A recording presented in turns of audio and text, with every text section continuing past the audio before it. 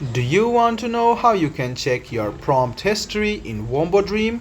If yes, then this video is for you. Hello and welcome to AI Basics. It's your host back again with yet another interesting tutorial video. In this video, I'm going to teach you how you can check the prompt history in Wombo Dream. Go ahead and open Wombo Dream, which is on your phone. Now click the plus icon and you can see prompt history.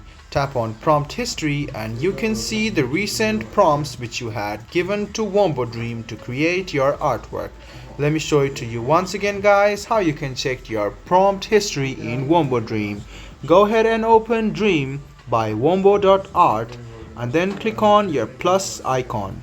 Now you can see your prompt history. Tap on prompt history and these are the prompt history which you had recently used. You can tap on it and it will automatically come in this prompt box. So all you need to do is click on prompt history to see your recent prompts. I hope this video was helpful for you. If you still have any kind of confusion, please do mention us on the comment section down below. Like the video, subscribe to the channel and do hit the bell button for more. Hope to see you in the next video as well. Until then, goodbye, take care and make sure you enjoy.